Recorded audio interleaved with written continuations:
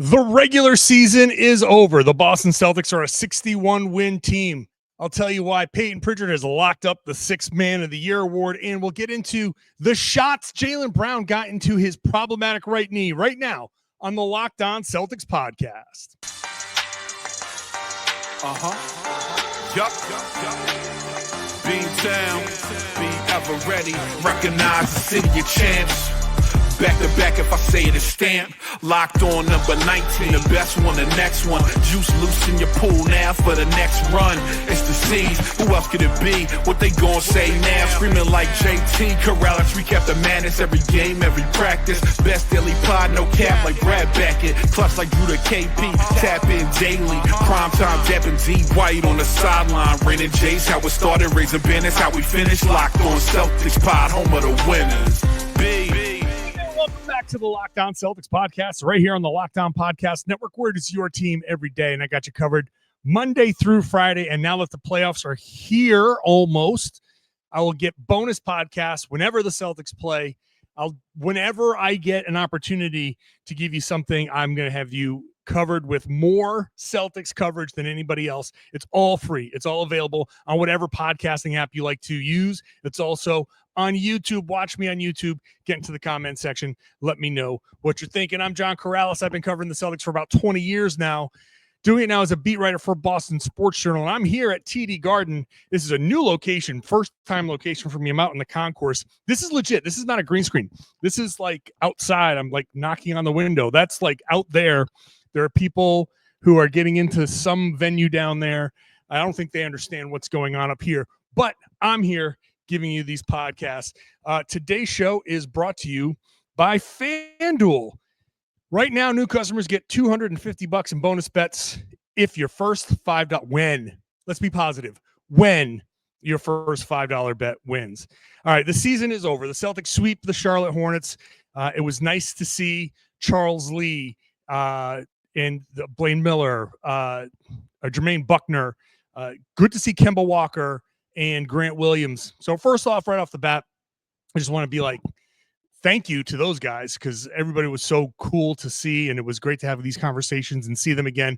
Kemba Walker is awesome. What is a high quality dude he is. Grant Williams, the same thing. But it was good to see everybody. Later on, we'll celebrate the 61-win season with some incredible stats courtesy of Sean Grandy, and why this team is better than last year. I'll get into Jaylen Brown's knee. We'll sandwich like good stuff around the concerning medical stuff in the second segment. Second segment is Jaylen Brown's knee, the shots, what were they, all of that stuff. But let's just get into these weekend games just a little bit. Celtics won both. It doesn't matter. The scores don't matter. None of this matters. Not to pull a full Joe Mazzulla, but none of this matters at this point as far as the score, the stats, and all that stuff. Other than my first reaction is, what a weekend it was for Payton Pritchard, who scored 22 and 34 points to, I think, solidify the Sixth Man of the Year award. Granted, the final game of the regular season here, game 82, where Pritchard went for 34 points, was a start, but he's only started, a couple, 2-3 games all season long. Pritchard is easily, to me, hands down, the Sixth Man of the Year. I think this weekend, if it wasn't decided by this weekend, it should be. He's had an incredible season.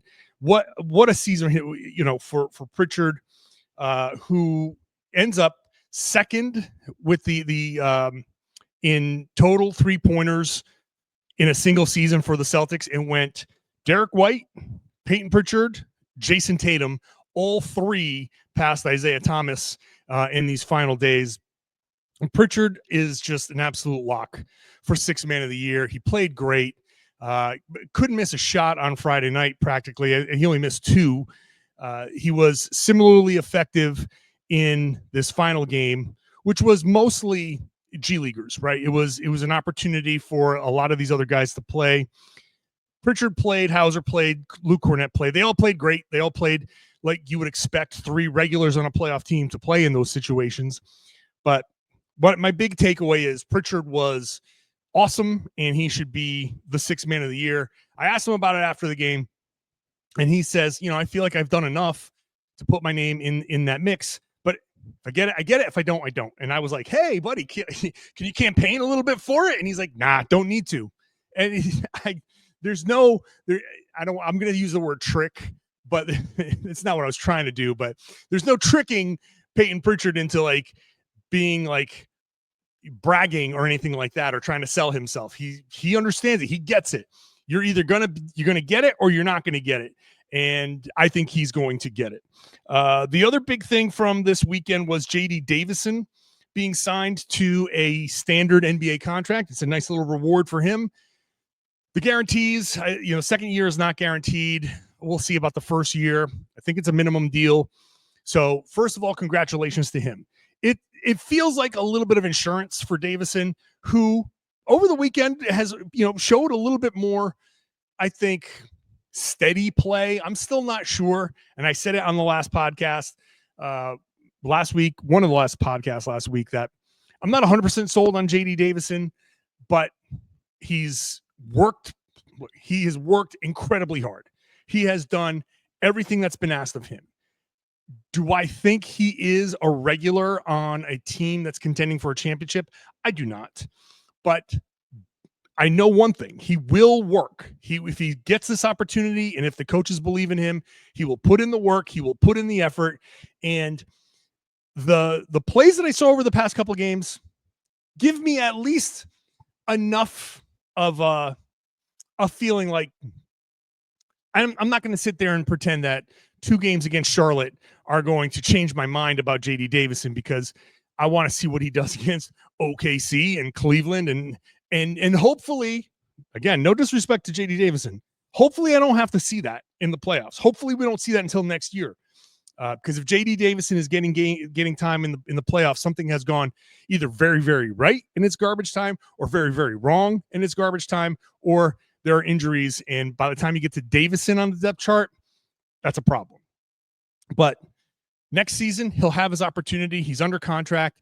Either he's under contract to be included in a trade, or he's under contract as insurance. Drew Holiday, we've talked about it a lot. Drew Holiday is potentially gone after this season because of the numbers crunch, the salary crunch, the second apron. This is what the collective bargaining agreement is designed to do. It's designed to break up teams like the Boston Celtics. And I think this summer it's going to start happening. So having Davison here as a guy who's familiar with the team, familiar with the system, with the coaches and all of that stuff, important, definitely an important element to have continuity wise.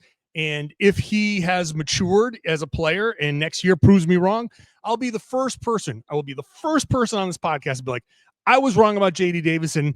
I'm glad I was wrong about JD Davison, right?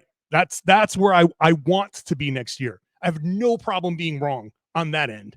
I would rather be wrong about JD Davison not being an NBA player than being wrong about like RJ Hunter being a part of the team's future. Total misfire on that one. Was not close on the RJ Hunter thing. But there's still a part of me that's like, maybe if he gets a little bit of an opportunity. Now I'm sorry. Sorry, RJ Hunter, catching a stray for no reason other than for me to make a point about JD Davison. But congratulations to him. I hope he proves me wrong. I really do. The other big thing from this weekend was Jayson Tatum and Derek White changing accessories. That's how meaningless this weekend was in the grand scheme of things, but also cool of them to do.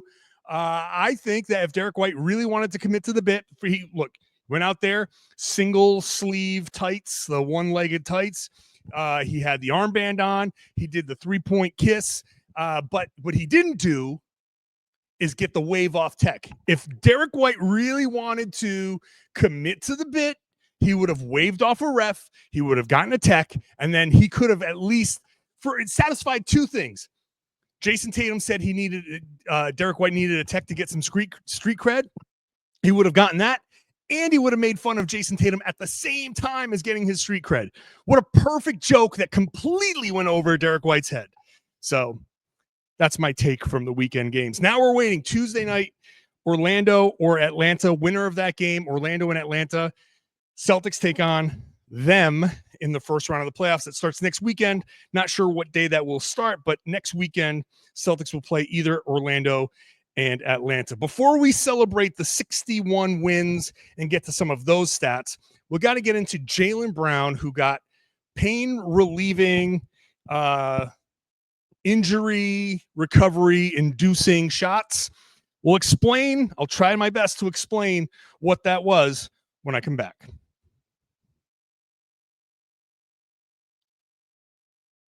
Today's show is brought to you by Prize Picks. Make sure you're downloading that Prize Picks app because baseball is back. Hockey playoffs are here. Basketball playoffs are here. I can talk, not a problem. No better way to turn your sports knowledge into real rewards than Prize Picks, the easiest and most exciting way to play daily fantasy. With Prize Picks, you simply pick more or less on at least 2 player projections, and you are in. You can combine players across sports, basketball, hockey, baseball, more, for your chance to win up to 2,000 times your cash. So you can pick Luka Doncic for more than 28 points. You could have anyway in one of these weekend games. You could have Connor McDavid for more than 1 goal and Austin Matthews for more than 5 shots on goal. It's very easy to set up your lineup in under 60 seconds. Prize Picks even runs cool promos like Taco Tuesday, where they discount player projections for up to 25% even more value. And payouts are fast, safe, and secure. Download the app today. Use the code LOCKEDONNBA, and you're going to get $50 instantly after you play your first $5 lineup. That's code LOCKEDONNBA to get $50 instantly after you play your first $5 lineup. Prize Picks. Run your game. Today's show also brought to you by Wayfair. I've been talking about Wayfair. My wife and I are doing a little spring cleanup around the house. We're looking into maybe rearranging some of the furniture, moving something out, bringing something in. That's where Wayfair comes in. It's the best kept secret for all things home improvement. If you want to do a small update like a stylish cabinet hardware upgrade or something major like I'm talking about with furniture, vanity sinks, outdoor lighting, Wayfair has quality products for every budget. Their free fast shipping makes everything so easy. No hauling heavy items from the store. Selection is super wide, vast, incredible. My wife and I are constantly texting each other link after link after link. What do you think about this? What do you think about that? So many options. It's almost hard to pick one, but they have enough for every taste. They have top brands like GE and Moen at great prices. Shopping is seamless. You can find exactly what you need to fit your space and style. Wayfair makes home improvement easy. Get started now at wayfair.com. That's Wayfair, WAYFAIR.com. Wayfair, every style, every home. Thank you for making Locked On Celtics your first listen every day. Go sign up for our new newsletter. The Celtics are ready for playoff basketball, and Locked On Celtics has you covered every step of the way. Subscribe to the Locked On Celtics podcast newsletter for expert analysis, insider insights, and all the playoff action delivered straight to your inbox for free. Plus, this is the good part. As a subscriber, you'll be entered to win one of 3 amazing prizes. $2,500 Best Buy gift card to upgrade your sports cave setup, a $300 Game Time gift card, and a $200 Fanatics gift card. It's easy to enter. Simply subscribe between April 7th and April 30th. That's right now. And be automatically entered to win. Do not miss a moment of the championship run. Join Locked On Celtics and the newsletter today to experience the playoff run like never before. Subscribe today and enter to win by clicking the link in the description. Jaylen Brown, it was reported by ESPN initially and confirmed by Joe Mazzulla before this game that he got shots that ESPN characterized as pain management shots in an effort to promote healing. Now, Joe would not confirm Jaylen Brown was not available. I do not believe he was here. All the other guys were here. I believe Jaylen is probably resting the knee and being told to stay off the leg as much as possible. So they probably didn't want him on the bench moving around and all of that. Stay at home, get off your feet, rest the knee, get ready. Cool, by the way, to see all the other guys here. Literally, Jayson, Porzingis, Drew, Derek White, Al Horford. They were all on the bench cheering these guys on. It was really cool. What kind of shots did Jaylen Brown get? Joe Mazzulla would not say. It seems like it could be one of a PRP, platelet-rich plasma therapy, or a cortisone shot, or potentially both. The difference is PRP is platelet-rich plasma therapy. They take your blood, they put it through a centrifuge, they concentrate it, they inject it into the problem area, they inject it into your knee in this case, and that's supposed to spur healing, which, according to the ESPN report, promoting healing is part of it. So it could have been a PRP shot. Also, it could have been a cortisone shot. Cortisone shot's a corticosteroid that is to it has anti-inflammatory properties, reduces the swelling, promotes healing in that it reduces the swelling and it reduces the pain. It does not do anything necessarily like the PRP shot to get things going. The PRP shot with the blood in the knee, it acts as like it kind of like supercharges the healing a little bit. And so my guess is, and this is just a guess, based on what Jaylen Brown has said, and he has said over the course of the past week, 2 weeks, 3 weeks, he has a plan. He and the medical staff have a plan to get himself ready and feeling better for the playoffs. If you get a PRP shot, that fits the description, but you also need some rest to have that work because it's promoting the healing, but it's not a magic bullet. You don't just inject it and be like, all fixed. It's a shot that, floods the blood is, I'm sorry to sound like a doctor here, but the blood is what brings all of the stuff to the injured area to help heal it, right? All the little things that fix the knee are in the bloodstream. And so that just kind of supercharges that. That's the theory anyway. And so if he is doing that, it would make sense that he's taking the couple of games off.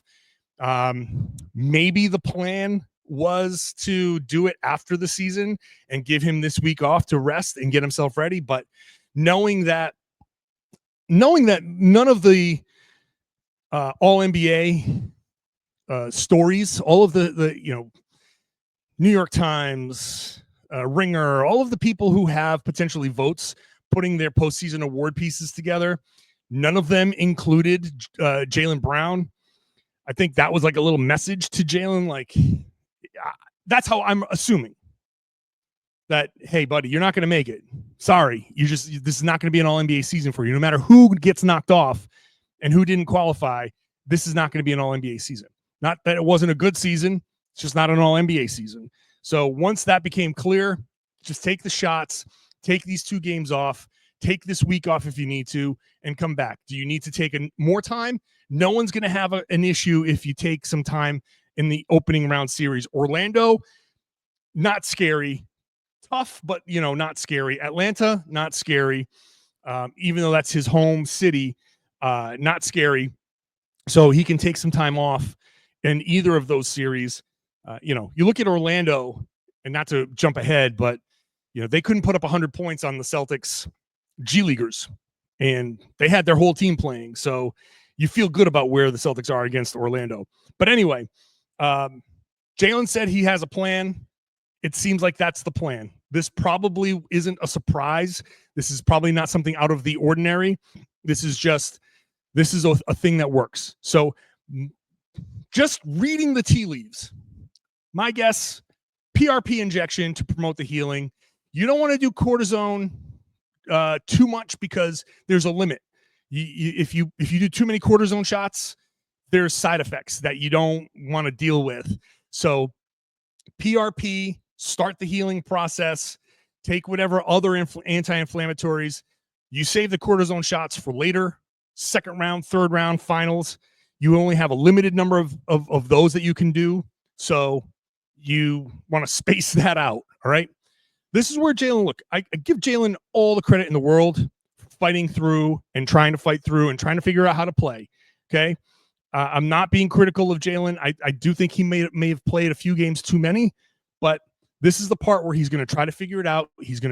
Some of the stuff that he's done will be valuable moving forward. So now let's see how these injections work.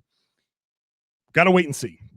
All right. Now the Celtics are a 61-win team. Sean Grande is awesome. Not just because he's Sean Grande, but because he sent out some stats that I think really highlight how awesome this team is. We'll do that. We'll celebrate the 61-win year, and why I think this team is better than last year when I come back. Today's show is brought to you by FanDuel. With the NBA playoffs right around the corner, FanDuel is giving new customers an incredible way to get in on the action. Right now, when you join FanDuel and place your first $5 bet, you get $250 in bonus bets if that bet wins. Not if, when. We're being positive here. FanDuel makes betting so easy because you're picking either your favorite team or you're diving into player props, but they have all of these options there, from three-pointers to steals to assists, all that kind of stuff. FanDuel has so many ways to bet your favorite player props. Plus, after the game tips off, you can combine your live prop bets into the same game parlay for a chance to win big. So go over to FanDuel.com and set that up. Make sure that you're using the tools that are available to you. Gamble responsibly. Bet only what you can afford to lose. Have some fun with it. It's your money. It's your life. Have some fun with it, but please don't go overboard.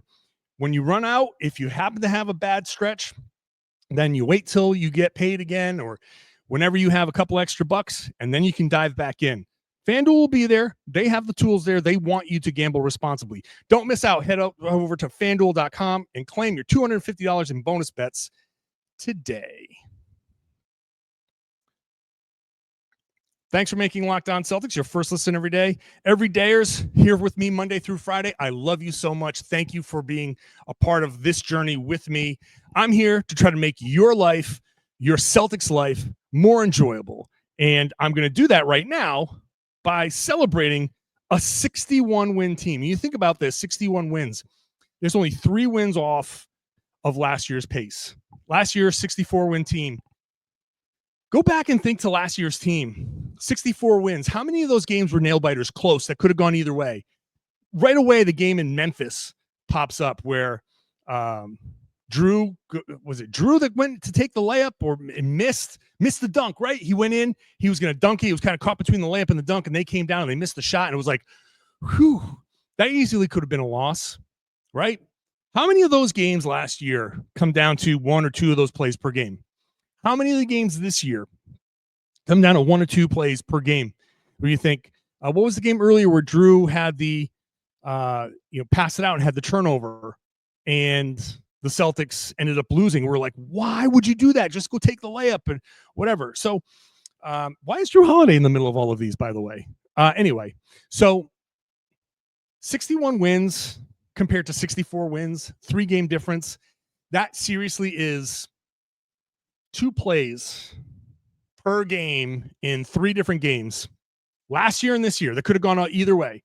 Last year's team could have been the 61-win team. This year's team could have been the 64-win team. And we'd be sitting there going like, oh, wow, they're so much better. They're 64 wins. They're 3 games better. I think they're better anyway. I think this team is better than last year when you look at everything. They went through that lull, right? December, January.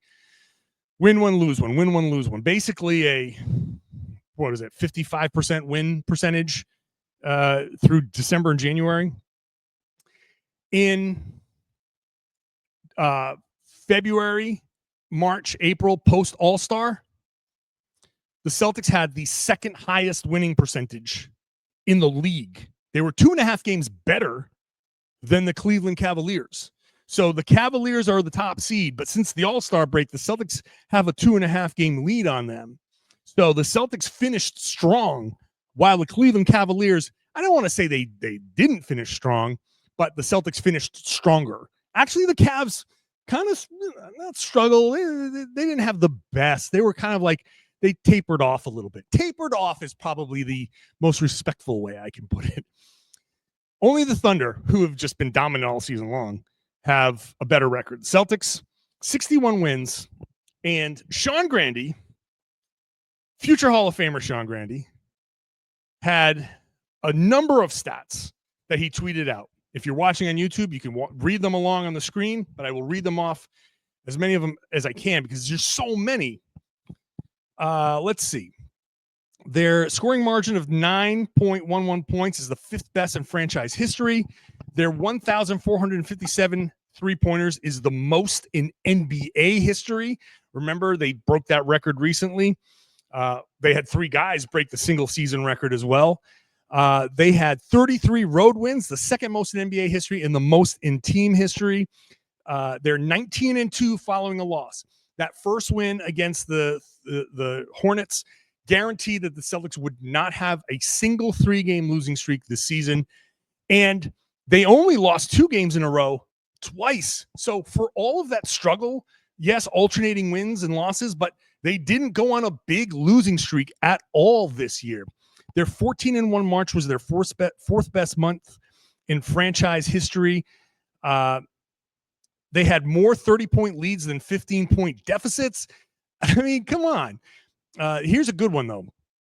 Their 960 turnovers were the fewest in franchise history. No team in Celtics history has protected the ball as much, as well as this Celtics team did. In their 1,451 free throw attempts allowed is the fewest in NBA history.